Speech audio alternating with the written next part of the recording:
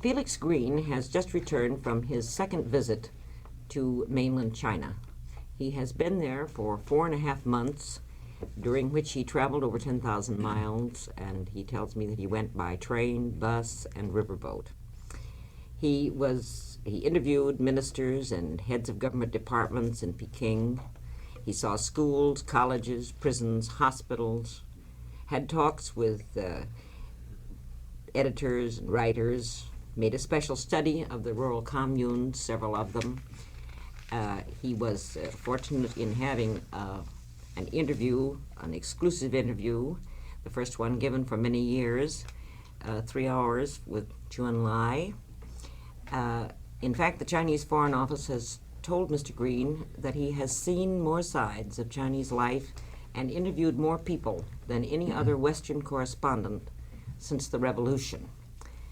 And just to launch this, I'm going to take my prerogative as chairman and ask him the first question.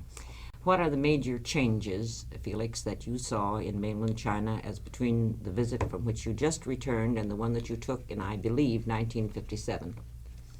There are several quite obvious changes that would strike any returned visitor to China today. The obvious ones are the improvement in the general well-being of the people. The clothing has improved, the amount of consumer goods in the stores has increased, and the crowds in the stores is much larger than it was 3 years ago. Other signs are things such as sightseeing buses coming in from the countryside with people coming into Peking. And another small indication of an improved standard of living is the number of cameras, people with cameras slung around their necks. Now, last time I was there, I think I only saw one Chinese with a camera taking pictures. This time I saw hundreds, if not thousands, of Chinese taking pictures wherever they were, on their picnics and on their visits to the Great Wall and on their trips into Peking if they were visitors from the countryside. So that is the first and obvious thing that strikes anybody going back to China today after a visit, after a time of 3 years away. Then, of course, since I was there before, the whole commune development has taken place, and I think that is probably one of the most significant and important things that has happened to China, the development of the rural communes and, more lately, the development of the urban communes. I visited both rural and urban communes. And then on the international level, I think one notices a very definite toughening up of their attitude. They have become implacable, intransigent, and absolutely determined to stick to certain basic principles. And what has happened, I think, too, is that the issue of Taiwan, or Formosa as we call it, has become almost central to all their thinking, that they feel now that no improvement of their relations with the West is possible until that issue has been resolved. Connected with this, I think, is an increase in self-confidence. I feel they are almost excessively self-confident. They can look back on 11 years now of revolutionary history. They've been in power 11 years. They've consolidated their power. They feel that there is no threat internally. Of that I feel quite certain. And there are many pieces of evidence for that. And they feel that they are on the way to becoming one of the great powers of the world. So that is another change that I've noticed, an increase of self-confidence. There have been some new developments in education, the development of medicine, and behind it all, I felt a growing apprehension at the prospect of war. I think they have, somewhere along the line, come between 3 years ago and now, come to the conclusion that war with the United States is probable. On that note, could we begin, I think, to question more specifically?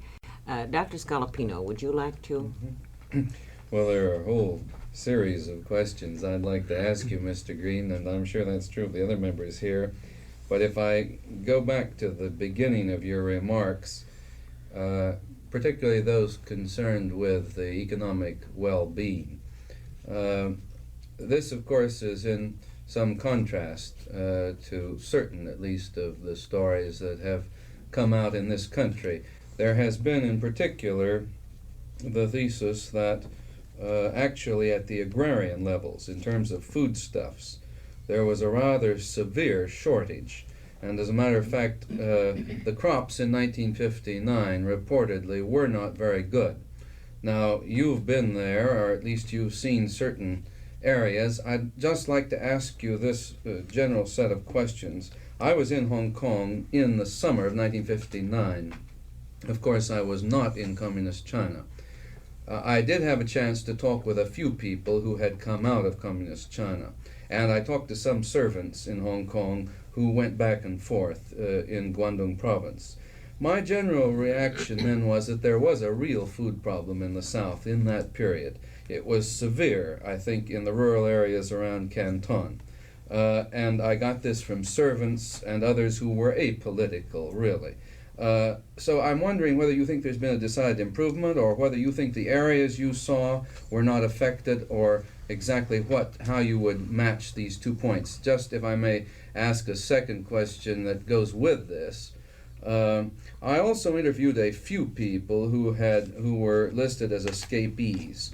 I think we've seen some evidence of these actually in the Western press. People who said that they were working too hard. Now, basically, these people weren't political refugees. They were economic refugees. They said that life in the communes where they were was very tough, and that they had to work too many hours a day.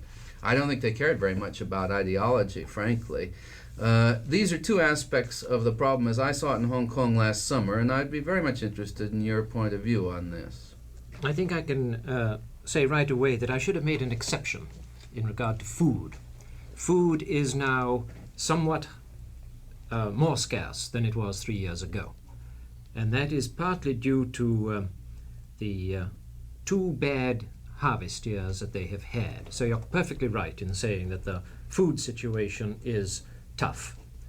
It's particularly tough actually around Canton area because of the floods that they had there. Yes.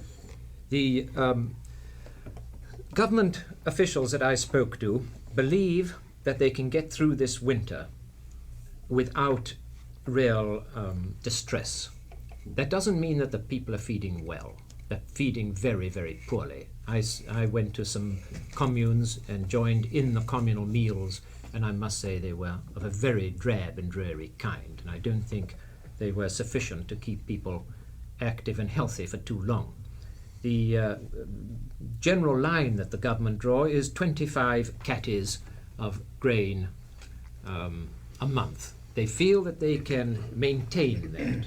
They feel it with sufficient confidence that they haven't yet, although they may be forced to, they haven't yet cancelled any of their grain exports. They've got commitments for 5 million tons of grain, which they still are expecting to ship to Russia and Eastern Europe. But there is no question at all that the food situation, particularly this coming winter, is going to be a very tough one. As far as the general level that I was referring to earlier on consumer goods and so forth, the actual figures, if they're worth anything at all, that they give one, is that the retail sales between 1958 and 1957 and 1958 went up 33%, and from 1958 to 1959 went up 34%. So if that means anything, there has been an increase in consumer consumption on the non-food level. May I break in here to just pose a second question, then I'll let someone else take over, although I think you may want to talk about this question of the economic work refugee, but I'm wondering about this curious mystery of the communist position on birth control. They started out with some emphasis upon a birth control program, as you well know, or at least this was true in the early 50s. this was curtailed. I remember seeing posters, enormous posters, advertising birth control that came out of Communist China. But it was later dropped, I would gather, rather precipitously. And so far as I know, the regime at present is not supporting a birth control program, or am I wrong? What is the present position? Now we're getting 2 or 3 questions behind. I think may I backtrack for a moment Yes. and pick up some of the others. About the working too hard, they did work. When the communes first started, they worked them 10, 12, I think 14 hours a day. Now the general policy that I found in every commune, and this is true too of the industries, is to maintain an 8-hour working day. Now that varies during harvest time and so forth, quite obviously, as it does everywhere. But by and large they're trying, and the Minister of Health spoke to me about this herself. She said that they're trying to educate their people to realize that if they work them too hard, they're going to get less work from them than if they give them time to rest. So the 8-hour standard working day is pretty well general throughout China today. As far as the refugees are concerned, my surprise really is that there are not more coming out to Hong Kong than there are. In 1959, there were 1,900 only, according to the statistics that I saw, that came from, as refugees, as political refugees, coming out to Hong Kong. Now, considering the enormous revolution in the lives of the peasants in China, and peasantries are usually conservative, my surprise is that there hasn't been a far larger flow of refugees. How easy is it to get out, of course? Well, it's quite easy, really, because you can get exit permits. There are a great many Chinese who come out of China into Hong Kong for visits. If you go there, you can see every train is packed with people who are coming to visit relatives in Hong Kong, and Hong Kong people going to visit their relatives in China. But that doesn't mean that there are not exceptions, and if you are a politically suspect person, it would be very difficult indeed to get an exit permit, and there must be many thousands of those. So the politically unsound, in quotes, are probably denied exit permits and therefore cannot get out. Now, birth control.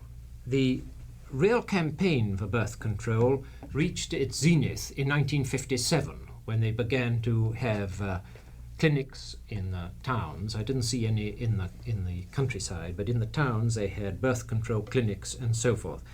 But even then, I never felt that there was real steam behind it. It wasn't one of those grand campaigns that the Chinese government can put on.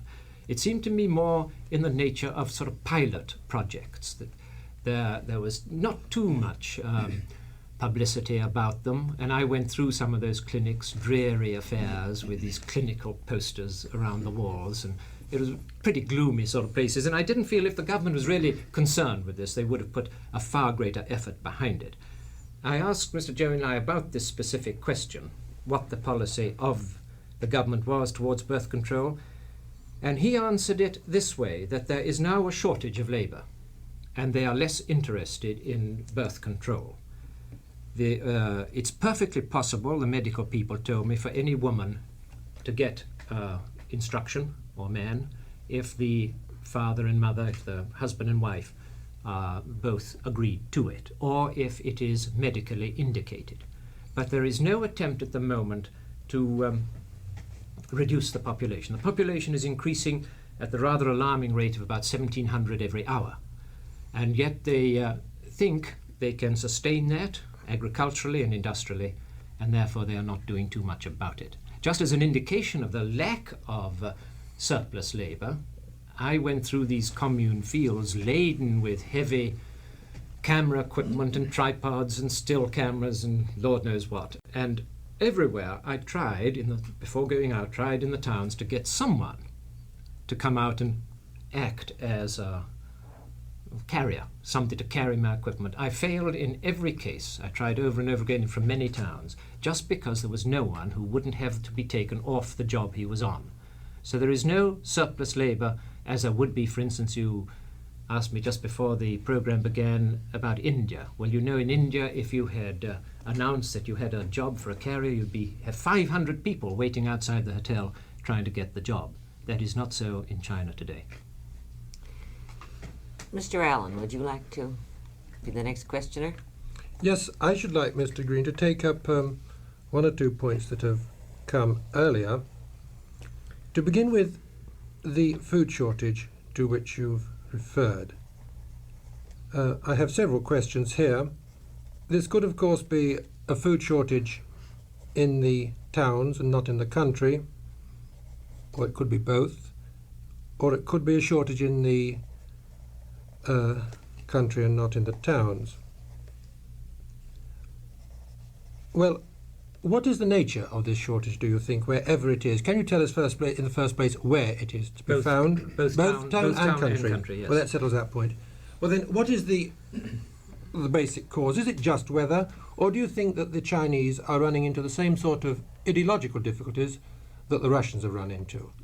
That their agricultural policies, determined largely on political grounds, tend to bring about a reduction in agricultural productivity and agricultural production.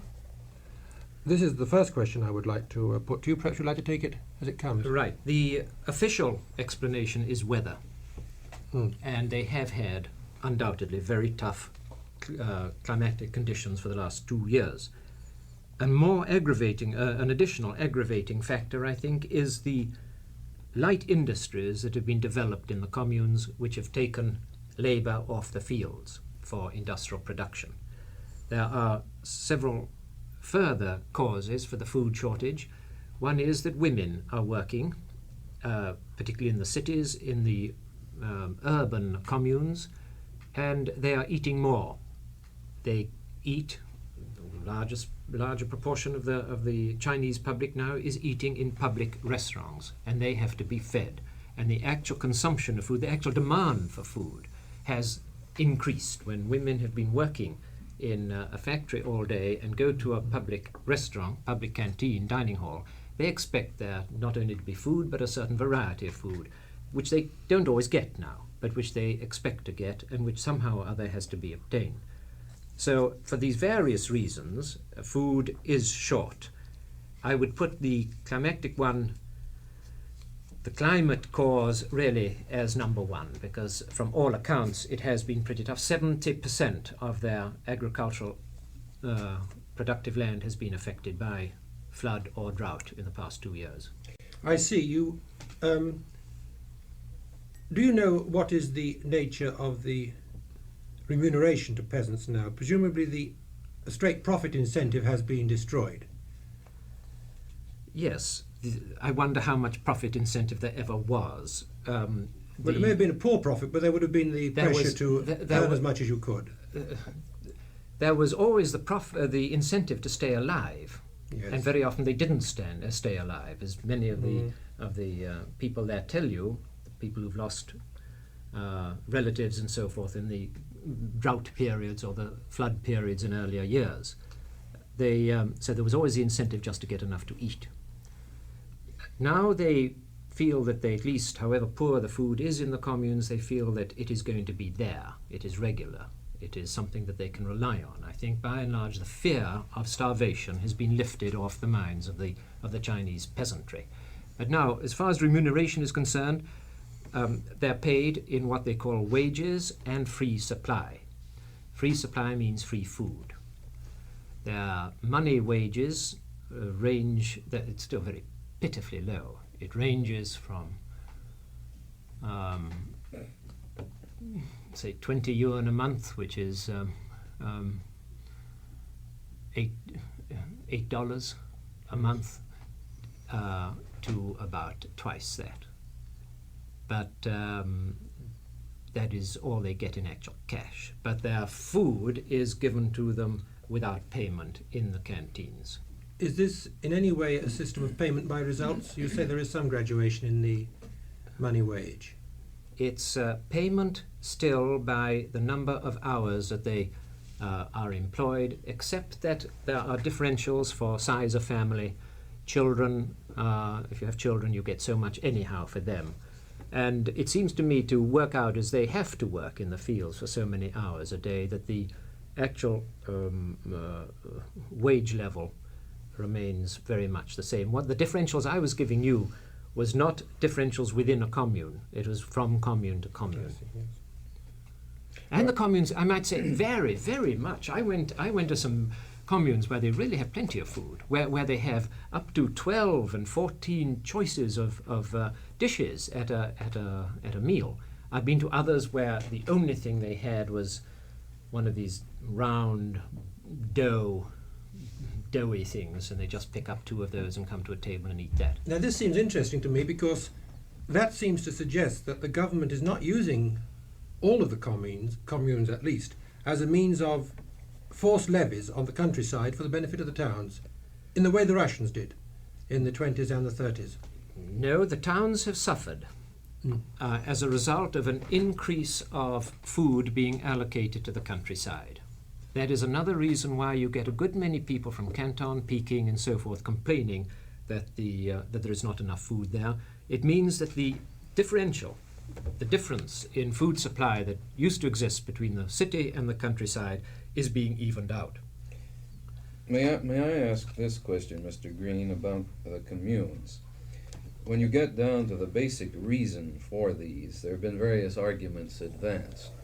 One has been that this was a method of maximizing labor and utilizing efficiently distribution, in that if you could control food, you could prevent peasant hoarding, etc. This was a method of utilizing to the best possible extent your given food supplies and of regulating labor. Another point that's been advanced is that this was a method of industrializing the society in a certain sense, that if you couldn't take the peasant to the city, as you could not for various reasons, that you might bring a part of the city or industry to the peasant, and that this was conceived as a way of developing and building rural industrialization.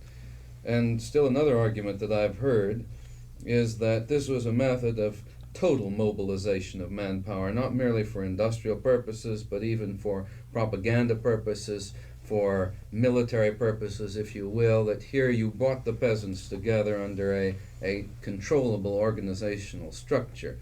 Now, I'd be interested in the positions that the communist leadership gave to you as regards the reasons for the communes, and also in connection with the previous set of questions, whether or not you feel that there is no peasant dissidence, or whether you think some exists, and whether you feel you're able to judge this. I know that some people who have been in China felt that they had a chance to see only certain communes that were somewhat showcases.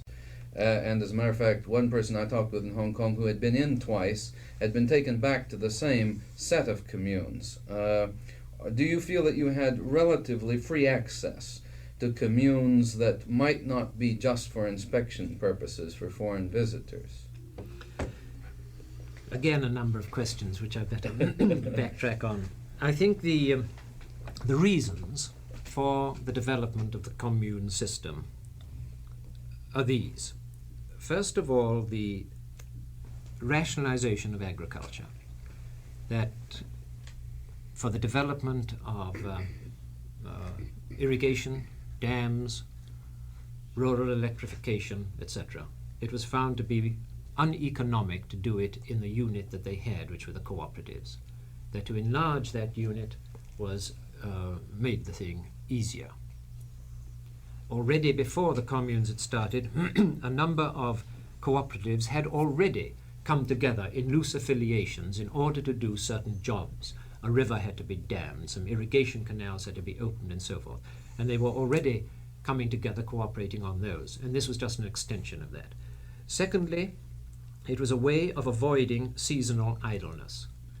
A very large number of the Chinese peasantry were idle during those parts of the season after the harvest was in, or whatever it was during the year. In fact, I believe the average number of days worked by the peasants of China before was only 140 a year, because there were such long stretches. This was a way of mobilizing the labor force, which would at those times be idle. And they've done that by setting up not tens of thousands, but literally hundreds of thousands of small workshops scattered throughout the countryside, so that when they are not busy in the fields, they can go into the workshops. The question of total mobilization, I think, must be there too, because I think, as I told you in my first remarks, that one of the fears at the back of the minds of the Chinese leadership is the fear of war. And this is another way of decentralizing the whole of Chinese life. One reason why there is such a difference in food in different parts of the country is that they have established food regions which they want now to make as far as possible self-sufficient. The decentralization of industry has taken place through the communes, and of course there is the development of the militia. Every healthy peasant, both man and woman between the ages of 18 and 35, have to take part twice a week or something like that in training exercises at night. I'm interested in that, particularly as it shows that the government has a certain amount of trust. And this leads on to your last question of how far is there unrest or dissidence among the peasantry. Now, history has surely shown us that if a government is at all anxious about the loyalty of its people, it wouldn't arm them. And today the peasantry of China is armed, and not with toy guns like Time magazine, I think, once said, but real guns. I've seen them, and with real ammunition. And they are becoming, I think, as Montgomery said when he was there, a very tough people as a result. I think it'd be extremely difficult now for an army to find itself in the middle of China with the peasant militia around them. Is that something like the Swiss have with their militia, yes, would you say? Something like the Swiss, and I must say I was reminded a little bit of the early days of America. Isn't there one of the constitutional Second Amendment, is it, which guarantees the right of every citizen to carry arms, you know, in defense of its home? Well, it reminded me a little bit of that. Here they are moving into a new era of their life, and they do have what we would in England, I think, call a home guard, which you might here call National Guard, but it's on a very simple level, no uniforms, just a rifle slung around them. But they do turn out quite a smart group of men and women in it. May I ask a question just relating to Dr. this, Gordon Agnew speaking. this attitude with regard to marming and so on? When I lived for some 20 years in China, I was impressed with many things, but there were two that were, to me, very significant. One was the earthy realism of the Chinese. I didn't feel that they were carried away too much by illusion or a fantasy. They lived very close to the earth. And then the second thing that I would mention would be the element of dignity, the element of face, which I think we share as most peoples around the world do. Well, now, when we take what you mentioned in the very beginning about the implacable attitude of the Chinese and their current belligerence internationally and so on, did you have evidence to think that is a little bit anomalous with this very earthy realism that is a traditional pattern of their thinking and feeling for so long? Would you feel that might be related to the extreme loss of dignity and face with relation to the United Nations structure? When they see, and they seem to me that they have expressed this at different times in some of their own statements and some of their publications rather clearly, it seems to me, that if there is a world organization which can function only adequately when it is a world organization, and then if elements in the world organization insist that a fifth of the human race should not be represented in that organization, then there would be a very severe loss of dignity to that whole group. And it would seem to me that might possibly then be one factor for their present aggressiveness and for that degree of belligerence, which I would say is not typical of the traditional pattern of Chinese feeling and thinking. And so I'd like to have your opinion on that, and perhaps you might relate the answer to some degree with the status of education today and what they are doing. These are some pretty big questions you're raising, aren't you? First of all, about the earthiness. and the sort of pragmatic quality of their life. They still have that. I'm now thinking of the people. Let's differentiate for a moment between the people and the public pronouncements in belligerent tones on the part of the leadership. The people, I think, still have it. This earthy quality, this pragmatic quality. Does it work is the thing that they want to find out. And they're less taken in, I think, by the mythologies or dogmas of politics than we might suppose. But at the moment, the regime is providing results. More people are benefiting from the regime than have had to suffer through it. They are getting education, they are getting medical services, and they are getting security as far as food is concerned. And these are very, very important things to them.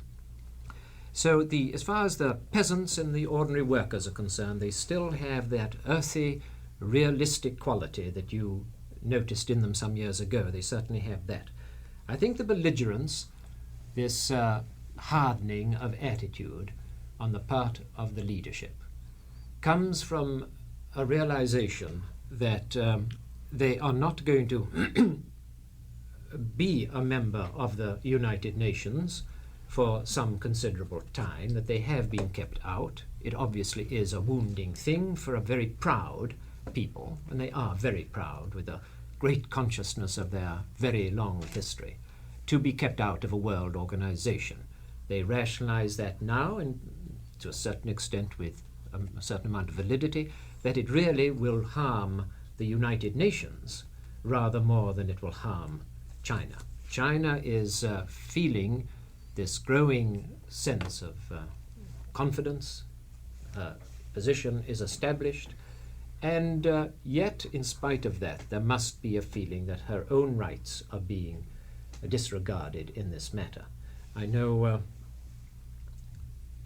I was speaking in India last year to Mr. Nehru, and he feels this very strongly, that, for instance, the whole border incident with China, this dispute, would have been handled on a very different level, and China would have been, in a way, easier to deal with if she had been in intercourse and free commerce and accepted among the peoples of the world.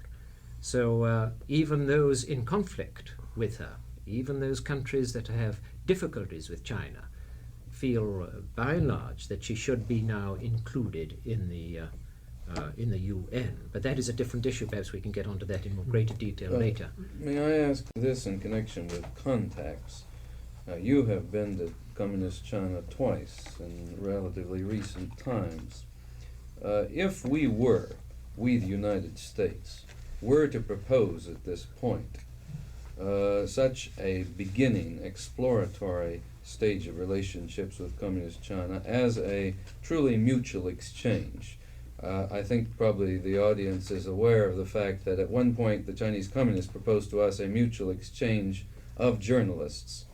We went through various stages of answers, but if we were today to take up that original proposal of several years ago and accept a mutual exchange of journalists and perhaps scholars and the third category, commercial representatives, would the Chinese Communists today accept that without any further stages at the moment?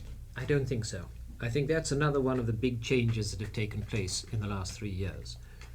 She feels, I'm giving the Chinese point of view, rebuffed too many times. In 1956, she offered to open her borders to any journalists from America that wanted to come in and see what she was doing, without strings attached, and that was refused, as you know, by Mr. Dulles. Since then, various other considerations have come in, and little by little, I think the Chinese have now taken the position that until the major issues are settled, she is not interested in these secondary visits and secondary channels of communication. I think it's one of the great pities that the thing has got to the point now, I think, where until the major issue of Taiwan or Formosa is settled, I don't think China is going to admit anybody. That Any American, you mean? American. I'm thinking now in terms of Yes. America. Yes, anybody from this country. She's got into that what I call a really implacable mood.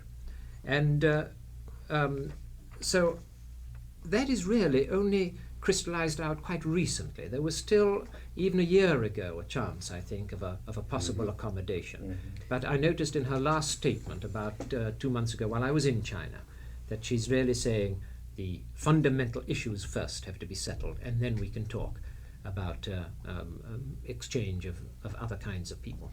Mr. Wilson had something I'm he just wanted going to to say. say, in that connection, last year, we sent an annual business development team from San Francisco to Asia, and last year when we were in Hong Kong, we received invitations to run up to Canton and see the International Trade Fair. So that was about a year ago, at any rate. Now, of course, we consulted with our authorities there and were told that we shouldn't do that, which was understandable considering the policy. However, you feel that since that time the line has become much harder. I don't think you would today get that same invitation, although I might be wrong, but at the moment it seems that they are sticking their feet Well, now in that connection, if I may, and our good friend Dr. Scalapino also mentioned here the categories of visitors who might go into China, and speaking of in the cultural fields and the Fourth Estate and also commercial. We have felt in the business community in San Francisco that very possibly one of the most helpful groups to start to bring about some type of rapprochement in the future possibly would be the commercial elements here, especially in San Francisco, where we've had such close ties with China from the very, very beginning of our history. And you were mentioning there are more goods available, and we have been watching very closely what our friends up the coast here in Vancouver are doing, because of course they're trading quite extensively with China. And also our British friends, I know, have had a fairly good amount of trade with China, although I know the pattern is not very consistent and changes from time to time according to the particular needs of the mainland Chinese.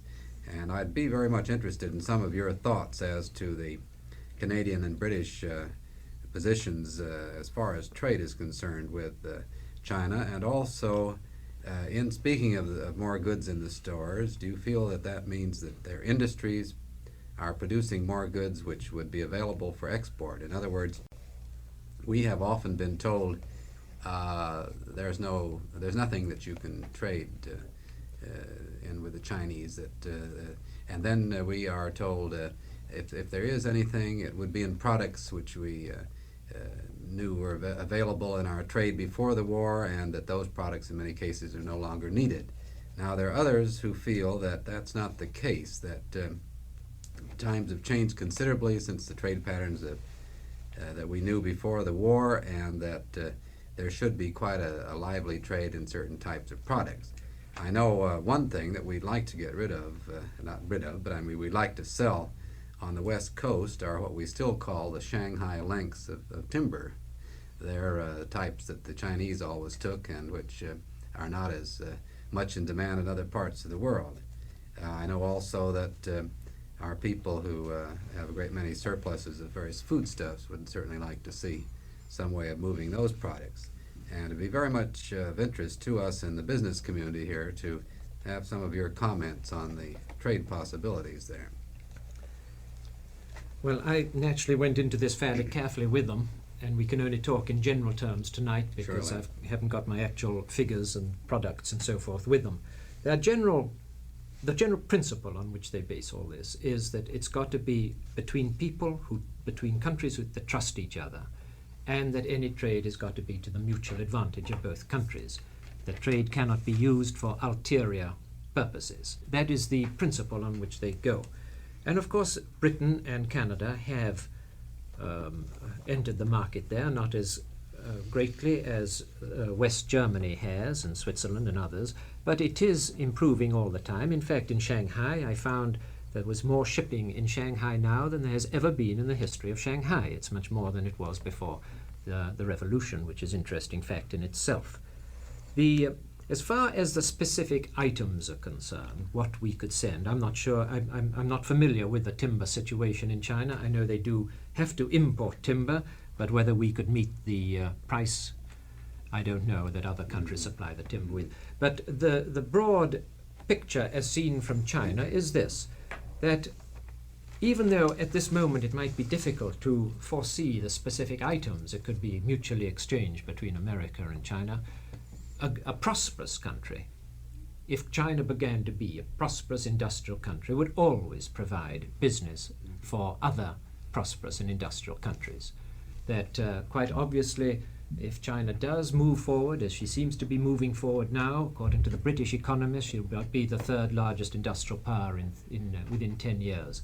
There will undoubtedly be all kinds of things which she could provide for the United States, and the United States could provide for her, provided that there is this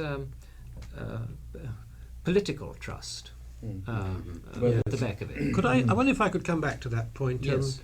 I hope my question won't appear to the audience as a purely European question, but I've always been very much impressed, partly because I got involved in it, in the rapprochement between Yugoslavia and the Western world when Yugoslavia broke away from the communist camp. And what happened then was, as I understand it, very much at the suggestion of the American government, that Britain acted as a go-between between Yugoslavia and the West, and that we, in fact, did do a lot of work to show that the West was not, as the communist textbooks said, at a stage when the Yugoslavs, for emotional reasons, would not have been prepared to directly deal with a large number of Americans. Well, do you feel that if the time has come for a rapprochement, or if it's possible to achieve any rapprochement with communist China at the moment, that this is something which at this stage might be done by Europeans, if it can't, from what you've been suggesting, be done by citizens of the United States? Yes, and one would wish that Britain and Canada would take that lead. The problem is that, again from the Chinese point of view, they feel that Britain's recognition of China has not been a fully candid and open one. That is, whenever the chips are down, in the UN or elsewhere, Britain never takes a line independent from that of Washington.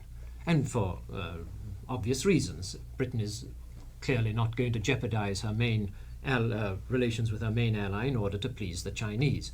But from the Chinese point of view, it means that China is dealing with a country that is only half recognizing China and is not really following her own instincts and interests in this one matter. So if Britain is to play the role of the opening door role, so to speak, she will have to, I think, take a line more independent than she is doing from the line taken by the United States. And I think the same thing is true of Canada. I did not wish to suggest that this should necessarily be Britain. I mean, it might perhaps be Germany. Well, Germany is, of course, doing an increasing amount of trade with West Germany, I'm thinking. Of course, East Germany has been trading for a long time, but West Germany is doing an increasing amount of business with China, with Peking. In political terms, we always come back, I suppose, to the issue of Taiwan or Formosa, because you have suggested earlier that this is the real key to the Chinese communist attitude, namely that until and unless they can get Taiwan, that they really won't play ball with us, so to speak. Now, this is a matter of great concern, I guess we'd all admit, because they're not going to get Taiwan, at least in the foreseeable future, unless it's done through military means. I can't envisage any American government shifting its policy on that issue, nor really can I envisage our main allies, including Great Britain, shifting their policy on that specific issue. We may be very unhappy with what is going on in Taiwan, but I think that's a different matter from saying that we think that the Taiwanese ought to be turned over to the mainland. We might go so far as to advocate a UN-sponsored plebiscite on Taiwan. There are a number of things we might do, but the one thing that I think we won't do is to say Taiwan return to the mainland or go to the mainland. Now, does this mean, in your opinion, that we really are stymied, therefore, that there's really nothing we can do? I think so. I say it very reluctantly, but I believe that this is the sort of key to the whole impasse that we've reached with China. When I say we, America's reached with China. As you know, there have been some very dramatic rallies in Peking, anti-American rallies. And the great cry there is, America, get out of Taiwan. America, get out of South Korea. And I think those rallying cries are not any longer just militant gestures, but they are really pronouncing the basis on which any re-establishment of relations can be achieved. That is, until America moves out. Now, I, again, if I may refer to my conversation with Joe and I about this, I raised that with him. I said, you say, get out. That is, I felt, unrealistic.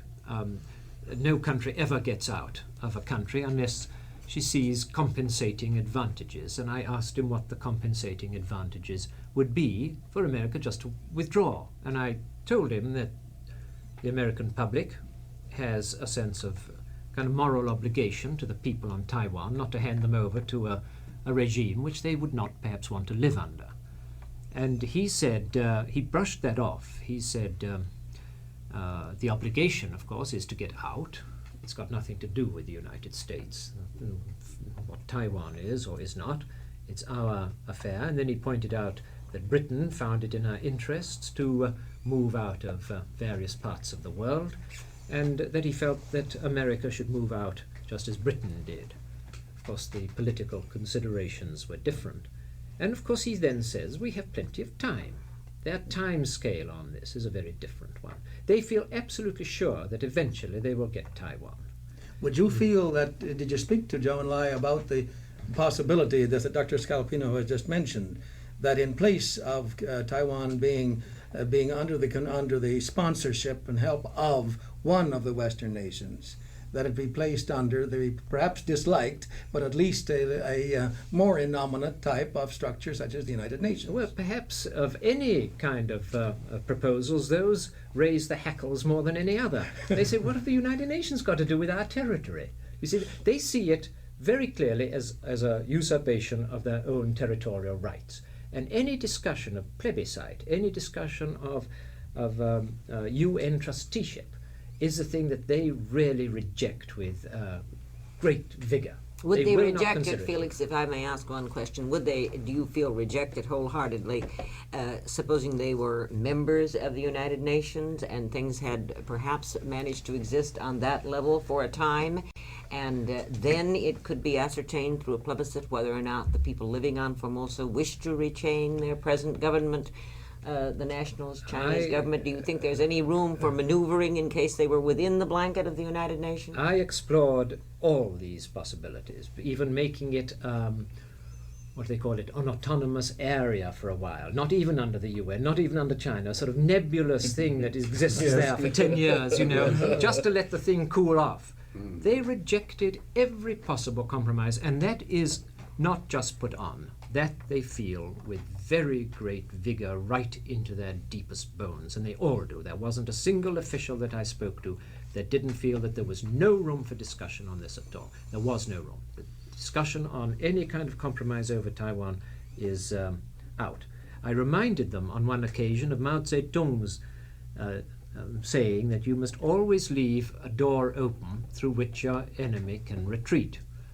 And I said, now supposing it did come about that the American public felt that they would, for other reasons, want to withdraw from Taiwan, how can they now do it without a maximum of humiliation, you see? And their answer was that they don't want to save America from humiliation. Yeah. They feel America should leave with a maximum of humiliation. So there is a really a blank wall when it comes to Taiwan. I think this is one of the problems, of course, that the Chinese Communists have the feeling that our present relationship is hurting us. I'm now talking about the United States more than them. Sure. And of course, the kind of vote that we recently saw in the United Nations is some evidence that this may be so. That is, that if you're going to lose by attrition, this is one of the most painful ways to lose over a period of time that can be envisaged. My own feeling is that with respect to policy, just speaking now as an American, we have got to set up a policy not which grants the Chinese Communists unconditional surrender, and I don't think personally that to give them Taiwan would be warranted in any sense that I can define, but rather a policy which places the onus for difficulties and non-communications more squarely upon them. And this is one reason why I have the feeling that if we went into consort with our allies and some of the neutrals, looking toward a situation where we allowed the Republic of Taiwan to stay in the United Nations and left the security seat open, if the Chinese Communists did not accept it, then I feel that the onus would be very much upon them. You may disagree with this, but I want to put this in the context of a question. The real $64 question, I suppose, in many Americans' minds today, and perhaps everywhere in the world, is the true nature of Sino-Soviet relationships. We haven't talked about that yet, and perhaps you can't see this any more clearly from within China than you can from outside. I don't know. But are we reaching a period when relationships between the Soviet Union and Communist China are definitely becoming much more difficult, much more sticky? And is there the chance that opening up new avenues of policy formation for the Chinese Communists, opening up new possibilities, new decisions that they've got to make in the world theater, may cause them to rethink their position on some of these issues, even though they were being perfectly frank with you when they talked about their rigidity on the Taiwan issue? I can't imagine that the relationship with the Soviet Union, if it is undergoing changes, wouldn't involve some rethinking of their total world position. When I put this sort of argument to them, they would reverse it. And they would say, supposing Long Island was being occupied by China or the Soviet Union or a country hostile to them, why would America ever compromise on any kind of plebiscite, independent Long Island under UN trusteeship? But wouldn't Puerto Rico be more analogous? Because I think that Taiwan hasn't been under Chinese control for a very long time. Well, it's not been under Chinese control since 1870, is that right? And then it was given return to China under the Yalta and agreements. Do they consider the Formosans a different people, or No. do they just consider them No. Chinese? They consider them a province of China. And they feel just as we would feel, I think, if one of our states was now being occupied by a foreign power. Now, the thing that damages us, I think, in the Far East is not only the fact that we are occupying Formosa, but the reasons that we give for it. I think if we said for military reasons it is necessary for us to be there, that sort of candor would do America a lot of good. It's when we talk about free China, that we've got to defend freedom on Formosa, and that these people are free. That's what really raises a laugh all through Asia on the part of the people who know what's going on in Formosa today.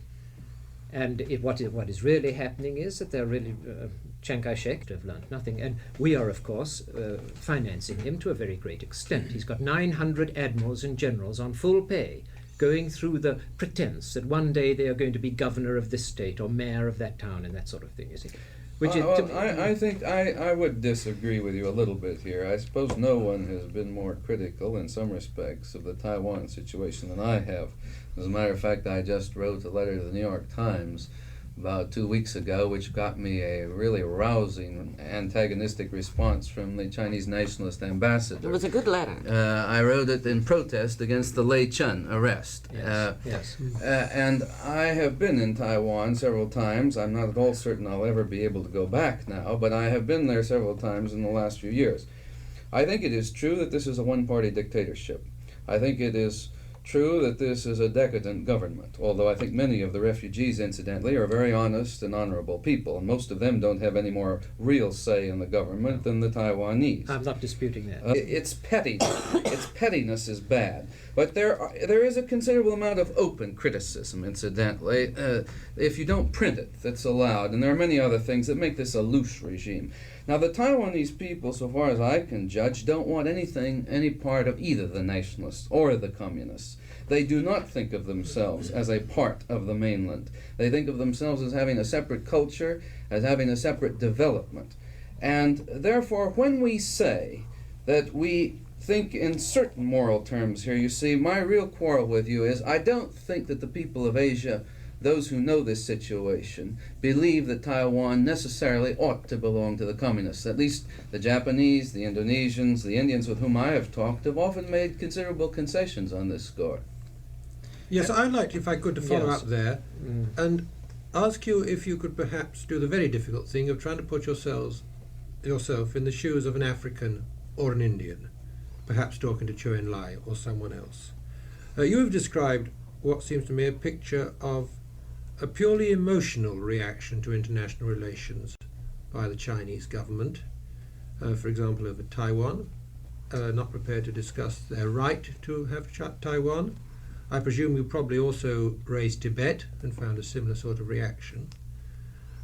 Now, what might happen, do you think, if, this is a very difficult question, I know, if an African or an Indian was in your place and was asking these same sort of questions, do you think he would feel some sympathy for this rather emotional, chauvinistic attitude, or would he tend to look at it more in the way that we have been looking at it around this table? You mean the African? Or the Indian, yes. You see, I mean, these are people that are very sensitive about their own nationalism at the moment. Well, you probably can answer that better than I can, and those of you who've been to India and Japan, I've been to both too, but you have spent more time there, and you can probably answer this more readily than I can. The attitude of China towards the United States is an emotional one. I think our attitude towards China is an emotional one. The actual facts... Well, not are completely, surely.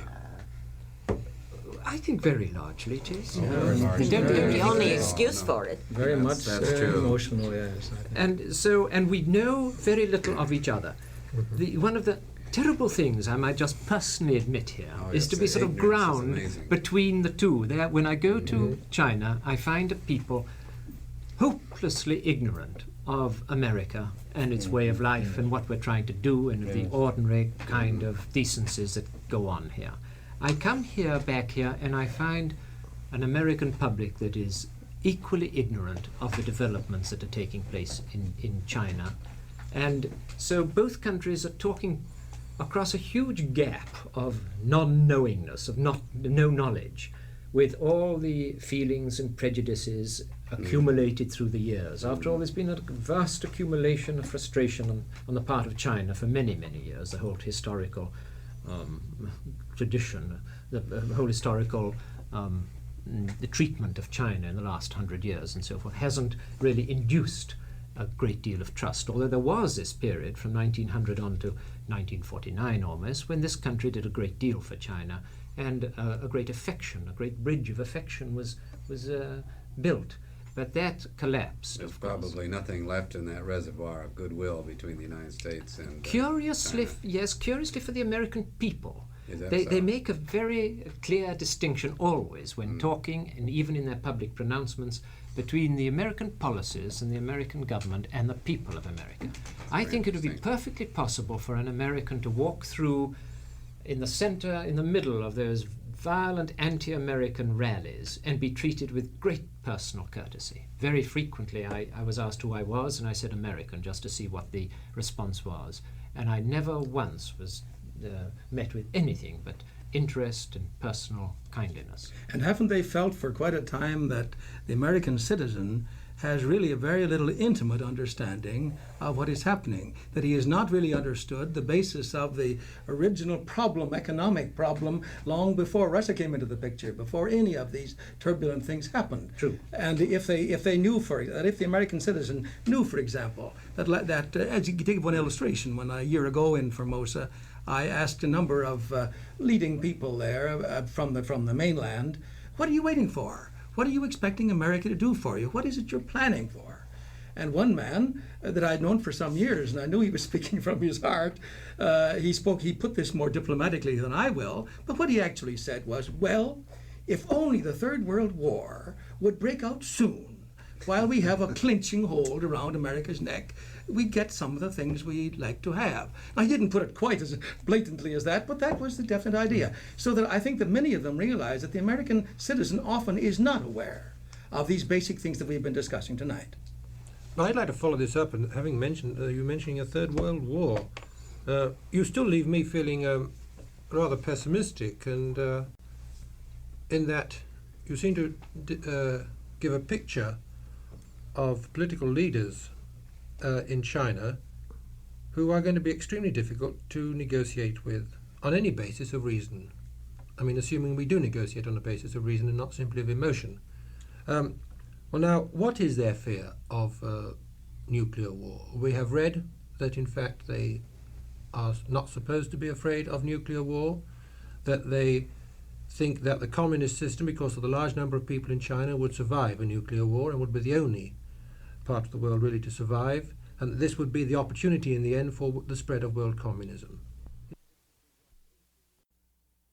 From within China, the world appears to be a rather threatening place for them. Particularly the increase of the strengthening of America's bases in the Far East. The Japanese base has recently been, the garrison there has been increased. The Philippines, South Korea, Thailand, Formosa. And they ask themselves why. The Chinese, why is there this going on? Why has the Seventh Fleet recently had a greater strength added to it by 2 carriers and so forth? And they feel also, the good Marxist analysis of history, that America is moving towards crisis. That economically she is sustaining her life by large expenditure on armaments. Internationally she will not be able to compete with the socialist countries. Domestically there are a lot of what you would call psychological problems which are facing this country, and she points to a number of symptoms such as neurosis statistics, drunkenness statistics, delinquency statistics and so forth to support her. So she sees America moving towards crisis. And I think the Marxist analysis of this would be that before America finds her position of priority in the country, in the world, really challenged, that she will have one good go at destroying those countries which are at present challenging her. So that she believes that there is a real fear that America will want, for her economic, domestic economic and political reasons, to start what America would hope to be a small war, another Korea or some kind, Laos or something like that. And China doesn't feel that that could be limited to a small war. This seems to suggest that there's not much discussion between the Chinese and the Russians, because the Russians wouldn't have this view. There is a good deal of discussion, and I should think some dispute, as there has been. But China looks at a different world to the world that Russia looks at. China looks at a world which is threatening to begin with more directly in this way, in the way that I've suggested, and also the Russian policy of the peaceful coexistence implies to a certain extent acceptance of the status quo. China says she cannot accept the status quo. She has to be militantly against the occupation of her territory in Taiwan. So while Russia can talk peaceful coexistence, China can only talk it within certain limits and with certain reservations. And I think that is the crux of the difference, the divergence between Russia and China today. Did you, to go on with it, Felix, somewhat get any other information on this relationship between China and Russia that they asked about in any wider context than what you just mentioned? Did you see a great many Russians, for example, in China? The reason I ask you that is that I was in the Soviet Union last year, and having not been there for a number of years, I was very interested in seeing so many Chinese, especially in Moscow, and also to see that all of the menus and programs and everything were in Russian, Chinese, English, German, sometimes one or two other languages, but of course before the war there was never anything in Chinese. And I've often wondered in these various ideological disputes of late, which are very interesting to us in political science and economics, but sometimes I sometimes think the hope is the father of the thought that such things are going to happen, and that there's not too much of a possibility of any rupture in the near future. What would your thoughts be? I think you're right. Can I just follow up with another question to really inundate you? There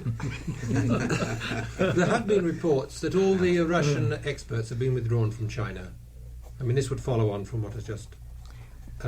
well, if I may break in Yes. with what I believe to be a bit of valid data, somebody who was a Far Eastern expert informed me that actually there was some kind of a 10-year treaty about those experts, that they were supposed to remain only until the date at which they were withdrawn, and that in fact it was tacked on to this other thing sort of inadvertently by probably people who didn't realize that. Could anyone confirm or deny that? Russians certainly did have a term of office. I think the question in dispute is whether just those whose term was ending were going home, or whether there was a somewhat larger group, and I don't know the answer to this. Relating to this... May I answer that while, Yes, please while do. we're at it? Please do. Because I went into this question of the Russian experts, and I spoke to the Russian embassy people there on it and so forth. And I got some rather interesting figures. They told me, for instance, that the total number of technical assistance that had been sent from Russia to China from the beginning to now was just over 10,000, 10,300, which is a much smaller figure than most people had expected. And that includes everybody. That includes people who were in China only for a few months. This is counting the heads of anybody who actually went from Russia to China to give technical help. Was only 10,300. Did that include the satellite people too? No, we're like talking the about Czechoslovaks and so on. No, this is purely Soviet just from citizens, the Soviet Union. which averages out roughly just somewhat under 1,000 a year. The peak was in 55 to 57, where it went up to 4,000 at one time was the maximum number, which again is a very small number. Also, I got the fact that there are now, after the supposed exodus, somewhat under 10,000. From the way it was said, I would imagine it was somewhere between 900 and 950 experts still left. So it's untrue, I think, to say that all of them left. I think it's probably also untrue to say that only those whose contracts had ended had left. I think there was difficulty. But I think it was less a political difficulty than an engineering difficulty. I think a good many Russians were getting very fed up. This was a story going around Peking. Some Russian technicians were getting very fed up as to the treatment of the machines that they were installing. And they were saying that it's just no good. We cannot really cope with the Chinese. They're demanding more of our tools and machinery than they were made to stand. And some were allowed to go before their contract time because they got fed up. Now, there might have been a political controversy behind this, I don't know. The people who have left, the 900 and so who are still remaining in China, apparently are there because they are advanced technicians in areas where the Chinese are not yet capable of handling their own things. And so the picture that I got, broadly speaking, was that there was some trouble, that it was much less than we suppose, that we had built it up in the press and elsewhere as being a major problem, a technical problem, and it was much less than supposed. And I think the whole issue between China and Russia, and there were undoubtedly some political differences between them this last summer, but I think we would be making the greatest possible error to suppose that it was anything more than a family quarrel. I would suspect that this is true, although I suppose none of us can prove anything here with certainty. But I also have this feeling that in order to analyze this kind of problem thoroughly and to one's satisfaction, one would have to go into a great many factors which we simply do not have the data, unless we have it secretly somewhere or other that I don't know anything about, to develop. For example, I think most of us assume that there are divisions of opinion within the Soviet Union on a number of issues, and that Khrushchev has an opposition internally. I think we might assume that there is not unanimity of opinion within Communist China, too, at the top levels in some issues. Now, you may not see this, and I doubt that any foreigner would, being in China, because I don't think that they would reveal such differences as might exist on foreign policy issues or domestic issues. But I have the feeling that behind this whole scene there must be a very intricate interplay between domestic forces on both sides, and that if we are ever surprised by an explosion here, it's likely to take the form of internal shifts in the balance of, shall we say, presidium or CCP power at the very top. Couldn't that harmonize with the statement of Mao Zedong just recently, where he told his people that there were two contradictions within their realm, two quite different contradictions in their effect and origin. One was the contradiction between China as a communist China as a nation and its outside enemies, and the other was the contradiction within the people themselves, contradiction within the country, which would refer to certainly a lack of that complete assent and consonance of thinking. Undoubtedly, to go back to your point, there must be differences of opinion in any group of men as intelligent as those who are running China, because they are very intelligent men. What you don't find in China is what we've seen for so long in Russia, that is the open internecine quarreling and jockeying for power. They are the same group of men who started this thing. It's the same, I think the 14 or 15 leaders of China were together as a group when they began the whole revolutionary process 20 and 30 years ago. Well, yes, but there's some that have been dropped off. How many? There's only one that I can think of that has actually been dropped off. No, more than that. Who? I mean, in addition to Li San, for example, who Yes. at one time was very That's right. important in this That's right. situation, you had... He's the those- man who committed suicide afterwards, is that right? I didn't know this. No, I don't. I don't think Didn't he's he? Oh, no. committed suicide. Well, I think I'm he's just thinking been of someone relegated to a minor Oh, yes. position. But you had the arrest of these two military men in Manchuria, both of whom either committed suicide or were executed. I don't That's remember right. which. There have been some difficulties with the military when the party wanted to establish supremacy over the military. That is true. But by and large, I mean, Liu Shaoqi, Zhou Enlai, Mao Zedong... Well, these are the old Bolsheviks. But they're the ones who are running the show. That's true. And but my feeling would be that these people, Zhou Enlai, Mao Zedong, and Li Shaoqi, together with Juda. These are the four people that I think have been the old Bolsheviks. These people have purged a good many people in the course of their rise to power, because remember, you have to go back to the 20s for the emergence of these people, and the purges in the 30s were rather considerable in the Chinese Communist movement. You got rid of people like Zhang Guotao, for example, as late as 1937, and Zhang Guotao was a top communist leader. Yeah, I was thinking largely since they gained power, there's been, as far as we can tell, very little internal strife between them. No doubt they are arguing like any other people argue, but when they produce a policy, it is apparently the result of internal discussion, and they close ranks behind it. I don't think the leadership in China is concerned with any possible internal seizure of power or something like that, like we have seen in Russia. And I don't quite know where this is leading us, but I don't quite know where we got it on. I think I led this discussion astray on this a bit. Well, I would just make this point that I have the feeling that the internal solidarity within the very top echelon of the Chinese Communist Party may very well be greater than exists today at the very top echelon, the Soviet Union, and for the reason that we've already suggested, namely that the struggle for power at that level took place from 1920 to 1949, and you had by 1949 a kind of solidification of power. Mao Zedong became relatively unchallengeable. But we've had a lot of indication that there is a difference of opinion on some issues between Zhou Enlai and Liu Shaoqi, and where the power struggle begins to sharpen, incidentally, is on the issue of succession. This is always a problem, I think, for a communist regime. And it's not likely to emerge until the issue of succession to Mao comes about. But I would think it would be very hazardous to predict that this was a solid phalanx that could never be dented by policy or personal rivalry issues, let's say in the aftermath of Mao's death or decline.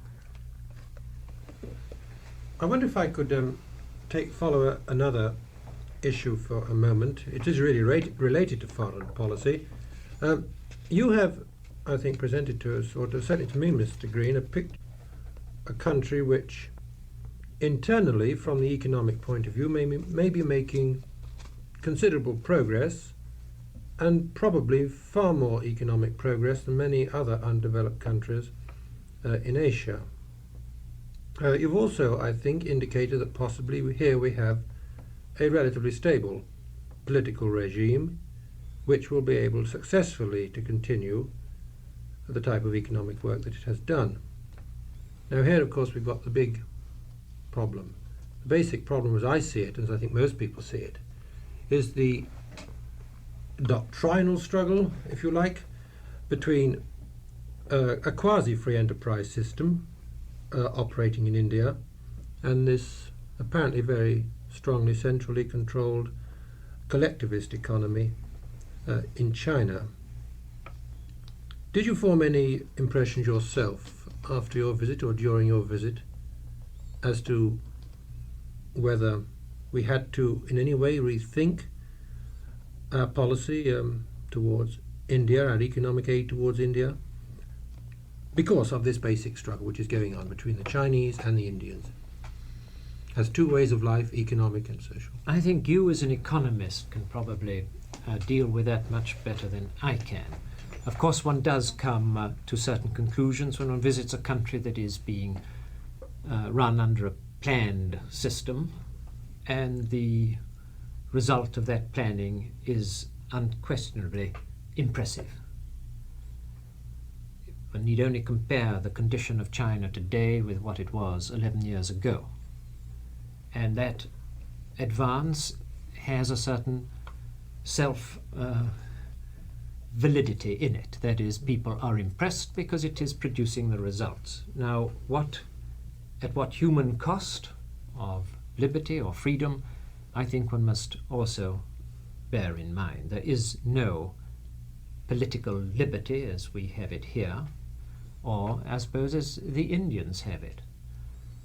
They feel, of course, that they have never had it, that they've always operated with a centralized government in China, and what they're operating with now is one that is not corrupt, that has the benefit of the people at heart, that is not operating on self-aggrandizement, that is the people running China, I think, are genuinely concerned for the welfare of their people and are not doing it for personal paranoid ends, and that they are producing results which are giving them the support of the bulk of their people.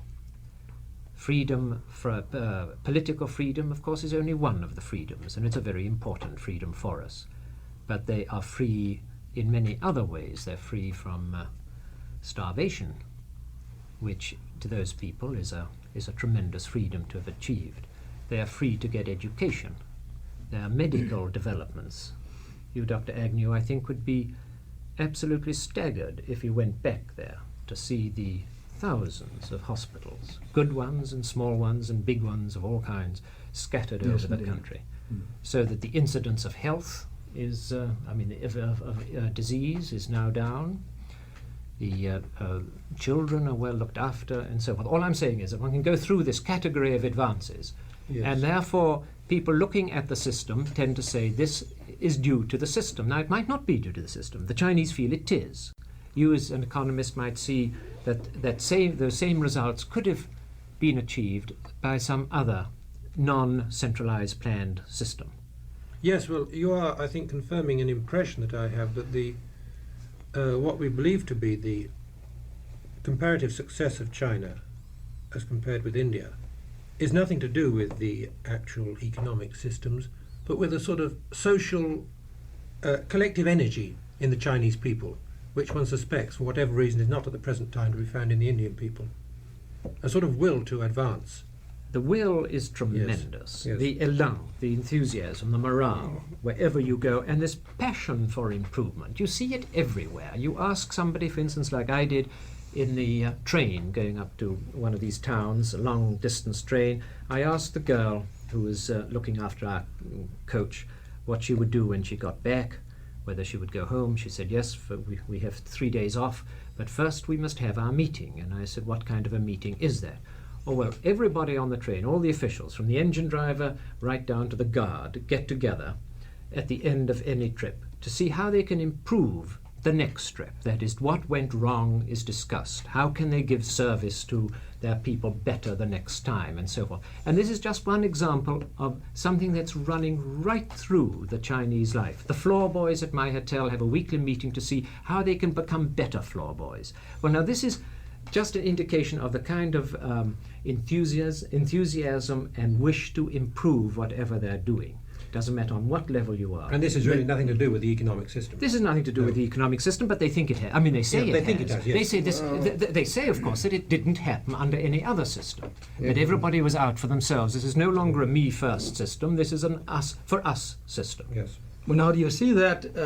Do you see that in the field of education as a whole? Is that same enthusiasm and energy, is it displayed as it always was in traditional China, where teaching and intellectual activity was on the highest level of regard?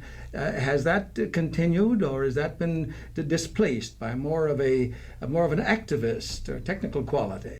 A very large proportion of their annual budget goes to the provision of education. You find that there is now only a small proportion of the population that doesn't have access to schools. They are short of teachers. They put up a tremendous number of teacher training colleges, but they're still short. But the drive to education, I think, must be similar to what happened in Russia. You've got the same enthusiasm for spreading education. Illiteracy in China, they claim, is down to about 15% now. It's one of the moving things is to see this wish to be educated. You see children leaving school and going back home, and you see the old parents sitting down beside this child, and the child will teach the parents how to write and how to read, things that they've learnt in their school and so forth. And you get that feeling throughout China, this real determination to become educated. And their claim recently to be developing a mass adult education type of program. Is that a real? Oh, they do. Every factory, every institution, every bank, every organization has what it calls its spare time school, so that those who missed education when they were young can now get it as adults. Of course, I wonder if on both these points that we've been talking about, there isn't another side of the coin to be looked at. For example, this question of the meetings. I remember that when I talked to some of the people in Hong Kong, and again, this was not a cross-sectional group by any means, because it was essentially a refugee group. The point that they made about the meetings was that none of these were spontaneous, that you had to meet. And indeed, I found among some of these people an aversion to the regime, not so much along ideological grounds as along two grounds: boredom and weariness. They were terribly tired, again, because in addition to hard work, they had to have meetings all the time, and they not only had to have the meetings, but they had to sit until they got some sort of consensus. Now maybe this was a problem unique to these people, but I found in a number of cases that the meeting idea was very deeply ingrained into the whole system of indoctrination and control and development on the part of the regime. As far as the education aspect of this goes, one of the things that has impressed me was that in the 100 Flowers Bloom period, you got, in that brief period when a good deal of criticism was allowed, some very remarkable declarations of unhappiness and of hostility to the regime from the intellectual community, both student and mature intellectuals. And if I had to guess, my own guess would be that there's no group in China that is as dissident as the so-called mature intellectuals who were trained prior to the regime. I think this group has, one, suffered more in terms of their capacity to express themselves, and perhaps in terms of status, unless they were willing to go along, and probably is more unhappy than any other group. I think you're dead right. I think the dissidents, and there are some, I met some, the people who dislike what's going on are largely those whose status has been affected, that is, people who had property, local status as individuals who've lost it, or the intellectuals who find these meetings that you talk about extremely boring and hate to go week by week. Now, there are various kinds of meetings. The meetings that I refer to are not the political instruction meetings. That's another set of meetings that they have to go to. Meetings must be a perfectly nightmarish form of life for those of us who aren't used to it. And I think a great many people must dislike it in China too. On the other hand, on some levels, I've heard people describe to me the zest with which they go to meetings. A pedicab driver, one of the very humblest of the in the social ranks, was talking to me, and he said he liked his weekly meetings. And as I talked to him, I began to realize why. It was a form of social getting together. It was a form of reading. You see, although they learn how to read, it's still an effort to them. But to get together once a week and have a book read to them, and then they yap about it and discuss it, it gives a sort of new colour to his otherwise colourless life. So when we get these criticisms of meetings, I think you will find that it is nearly always from a sophisticated person rather than an unsophisticated person. Mm-hmm. I don't know if you found that yes, true. Well, I think this might very well be the case. I also have the feeling that in the West, we tend to think of participation in politics as a desideratum, and we tend to think of participation in decision-making terms, at least in some senses, decision-making, the vote, etc. But I think that in China you have certainly had the enormous expansion of mass participation in politics. If I were to draw the distinction as a political scientist between pre-1949 and post-1949 China, I suppose I would say that before 1949, you were free not to participate in politics, and I'm using this in very special terms. Indeed, most people couldn't participate.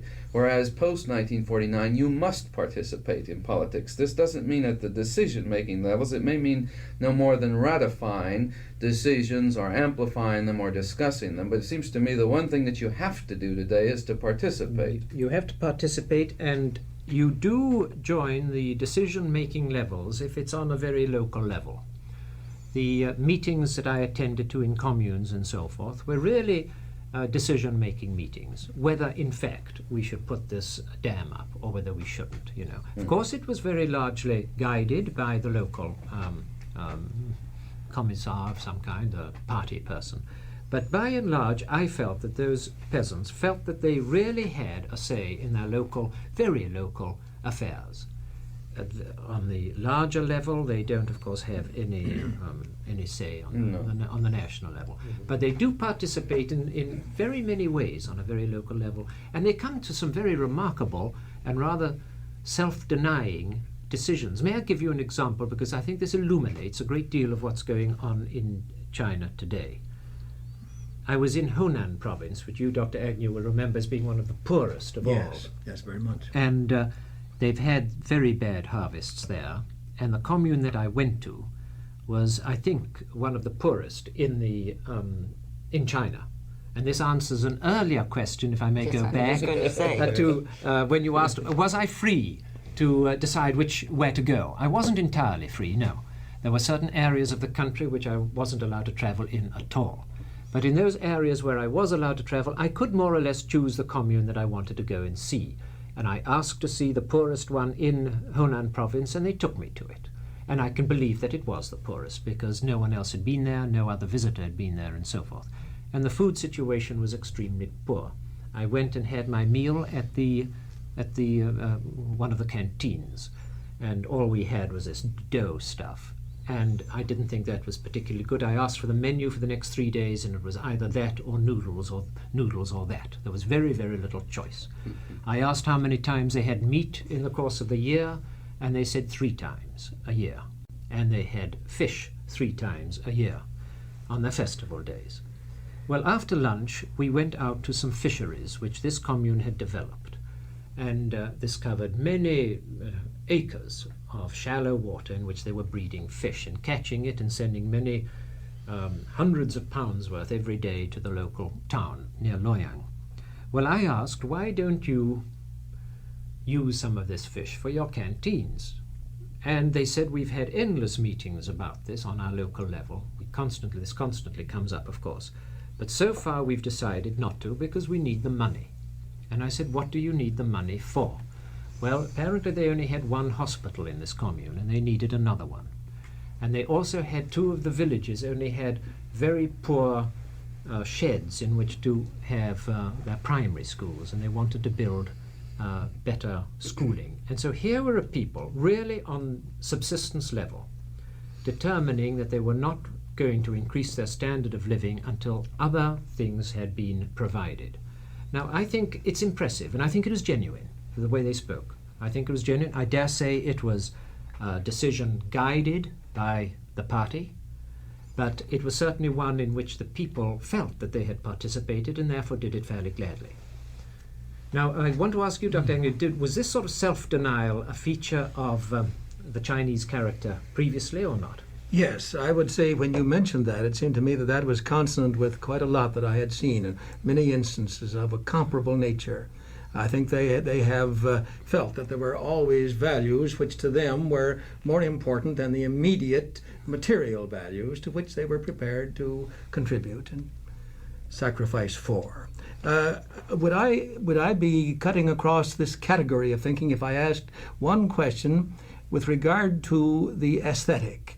You will perhaps remember that a couple of years ago, a Canadian professor at Toronto University was invited by the communist government to visit China solely for the purpose of studying the aesthetic situation there.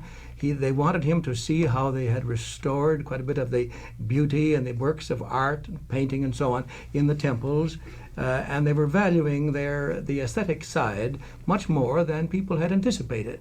And when this friend asked the Canadian government, should I go? The government said, well, you certainly better go, by all means.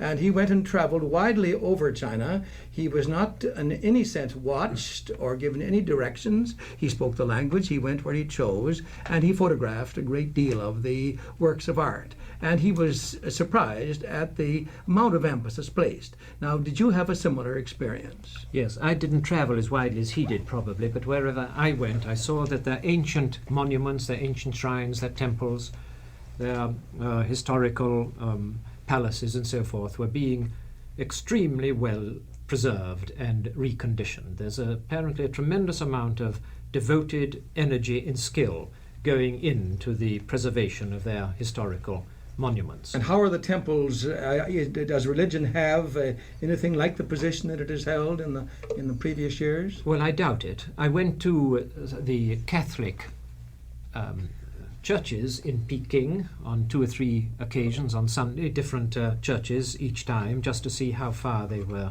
attended. And I must say I was surprised at the number of people in them. One of the cathedrals there, I suppose, must have had I think I made a count between 600 and 700 people there for Mass on Sunday morning and so forth. The Protestant churches are much less well attended, but the Catholics still have quite an attendance there. The Buddhist temples, they still have Buddhist monks in certain areas. In fact, in the Western Hills there is a Buddhist church which has been built quite recently, a pagoda, very big tall one, which the Buddhists of China have put up about 3 or 4 years ago. So there isn't it hasn't been entirely done away with, but of course the government gives it no real support. It does, oddly enough, give the churches, the government gives the churches freedom from taxation, which struck me as being rather interesting. The government that disbelieves in religion still allows the churches to be tax exempt, and there are curious little Chinese sort of paradoxes of that kind. Yes. But of course, the government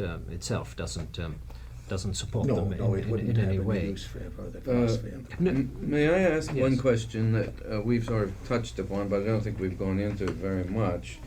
The only Americans that I know of who've been in Communist China recently on a kind of an agreed-upon basis have been the relatives of the prisoners there.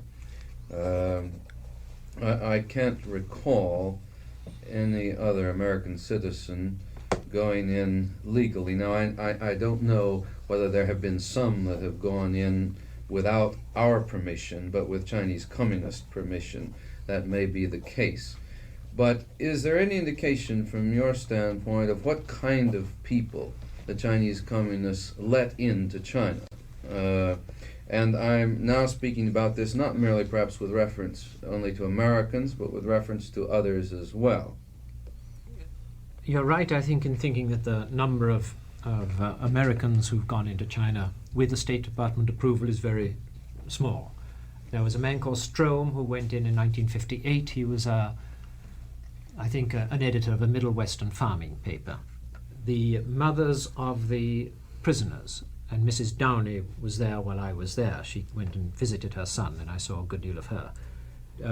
Bishop Walsh had his brother there a few weeks ago also, and at the moment Edgar Snow is there. Yes, now this interests me very much. Are you prepared to say anything about that? Edgar Snow, yes. Yes, I think we allowed him to go in, if I'm not mistaken. I understood. I saw a good deal of him in Peking, and he's still there. And the State Department gave him permission to go as a correspondent for Look magazine. A great pressure was put on by Cowes publishing people and Random House, for whom he's going to write a book and so forth. Tremendous pressure was put on, and very reluctantly the State Department gave permission for him to go in as a correspondent.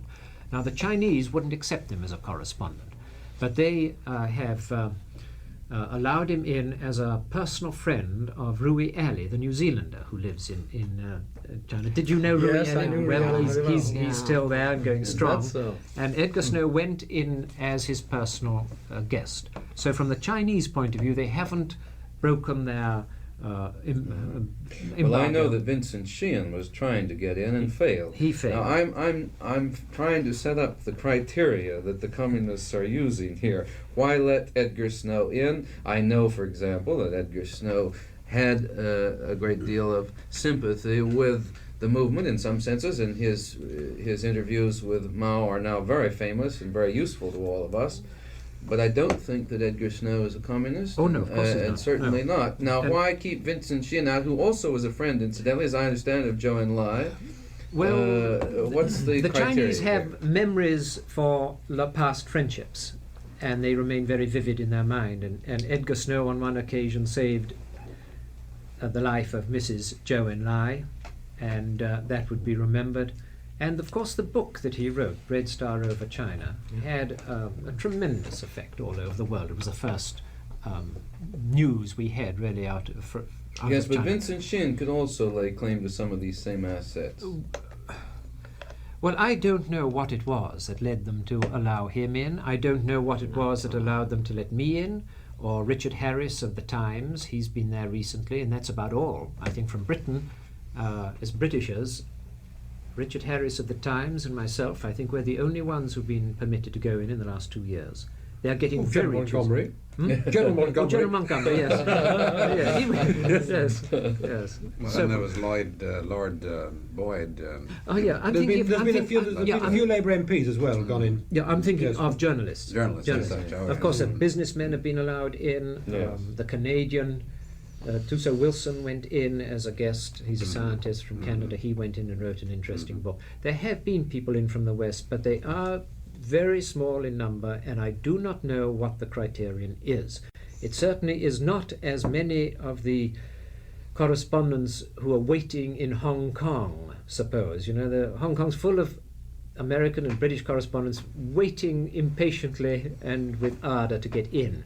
And so gradually it has been assumed there that anybody who is allowed in must be a communist or pretty close to it. Well, in both Edgar Snow's case and myself, that is not so. And certainly not in the case of Richard Harris from the London Times. So what the criterion is, I don't know. Wasn't there a Canadian journalist, Gerald Clark, Yes. who Yes. went in? Yes. Gerald wrote a book, didn't he? Yeah, he wrote a book. Yes, That's right. I remember that. We still haven't come anywhere near solving what this concentration of brains would feel might be the next move if we do want to reestablish intercourse with China. Mr. Allen raised the point that we have been given the vision of a very emotional reaction on the part of the Chinese government.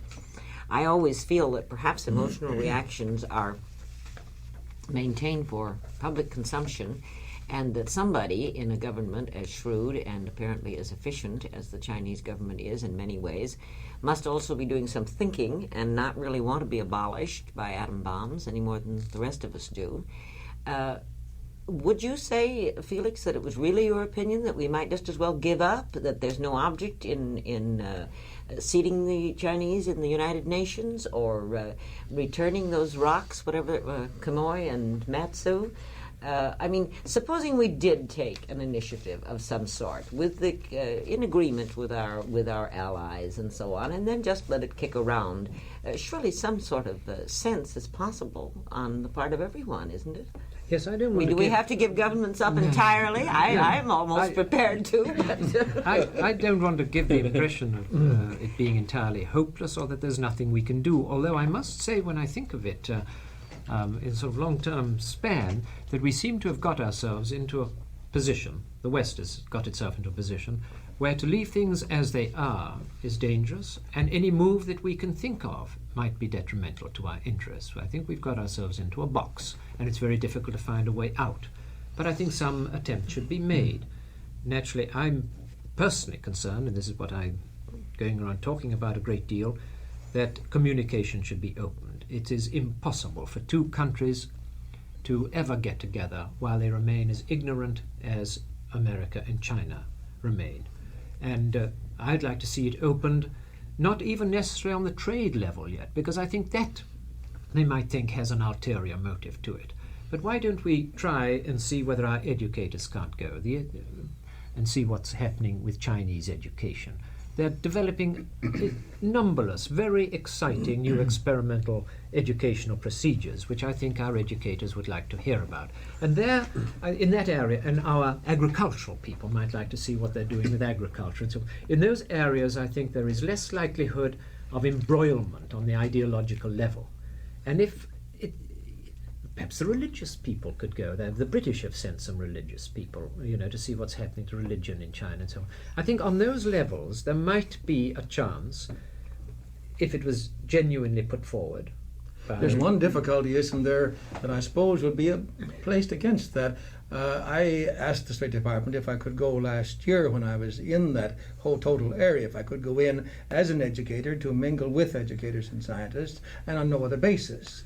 And their reply was extremely courteous, but they pointed out there was this danger and that danger of being possibly imprisoned and international incidents created and so on. And there was reluctance to have a communication on just the very basis that you mentioned, and that I think would be a salutary one. Well, the State Department have put out for some years as a reason for not allowing Americans to go in that there is no recognition, and therefore Yes. they can not protect them. This country didn't recognize Russia for, 13 years after the Russian Revolution.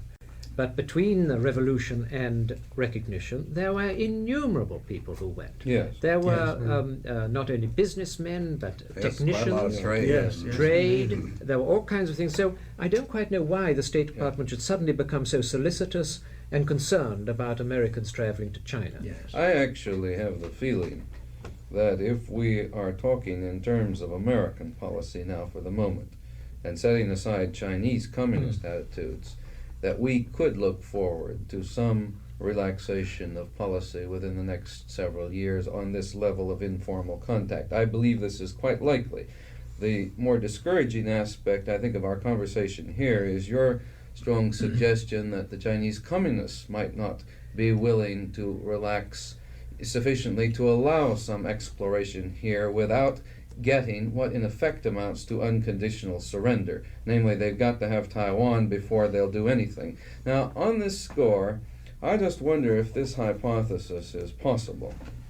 In my opinion, policy makers and leaders in nations often take positions which they feel are important and indeed imperative from the standpoint of the facts which they now see.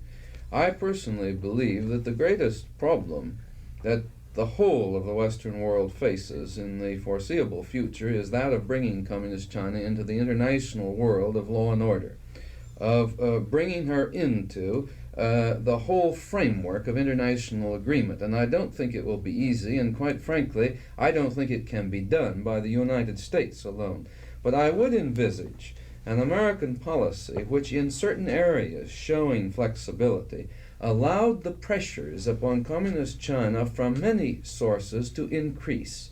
In other words, there are some things, it seems to me, decrease or to increase in certain senses. Pressures to increase for her to participate in international negotiations and discussions.